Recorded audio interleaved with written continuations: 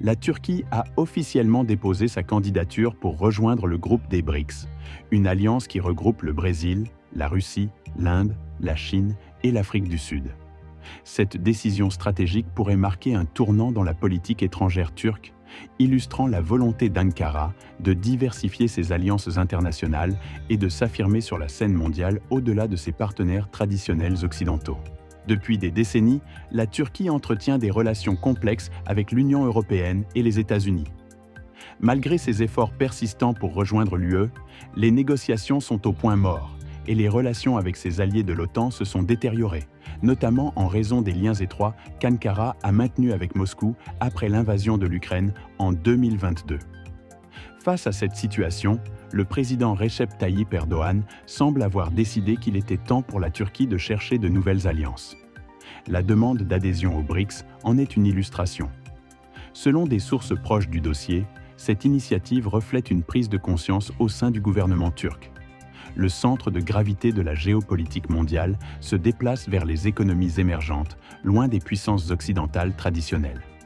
Les BRICS, qui représentaient à l'origine les 5 grandes économies émergentes, ont récemment élargi leur rang avec l'admission de nouveaux membres tels que l'Égypte, l'Iran, l'Éthiopie et les Émirats arabes unis, formant désormais les BRICS+.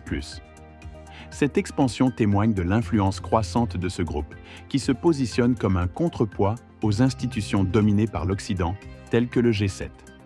L'adhésion de la Turquie à ce bloc pourrait avoir des répercussions significatives.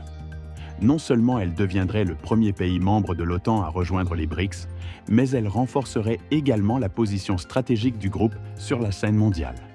Toutefois, cette candidature suscite des interrogations quant à l'équilibre délicat que la Turquie devra maintenir entre ses nouvelles alliances et ses engagements actuels, notamment au sein de l'OTAN. Pour Erdoğan, cette démarche n'est pas seulement une réponse à la stagnation des négociations avec l'UE ou aux tensions avec les États-Unis.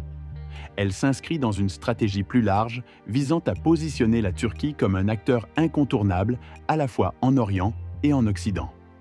La Turquie peut devenir un pays fort et prospère en améliorant ses relations avec l'Est et l'Ouest simultanément, a déclaré Erdoğan lors d'un discours à Istanbul, soulignant ainsi sa vision d'une Turquie jouant sur plusieurs tableaux. La Turquie espère également tirer parti de cette adhésion pour attirer des investissements étrangers, notamment chinois, dans des secteurs stratégiques comme l'industrie automobile électrique.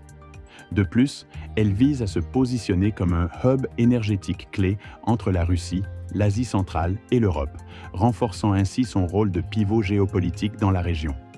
Si la candidature de la Turquie est acceptée, cela pourrait marquer une nouvelle ère dans les relations internationales, non seulement pour Ankara, mais aussi pour les BRICS.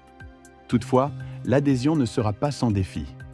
La Turquie devra naviguer avec soin entre ses nouvelles alliances et ses obligations actuelles, tout en évitant les frictions avec d'autres membres du groupe qui sont également de puissants exportateurs. Le prochain sommet des BRICS, prévu en octobre 2024 au Tatarstan, sera crucial. Tous les yeux seront tournés vers la réaction des membres actuels à cette demande. Quoi qu'il en soit, une chose est certaine. La Turquie est déterminée à redéfinir son rôle sur l'échiquier mondial, et sa demande d'adhésion aux BRICS en est la preuve la plus récente et la plus significative.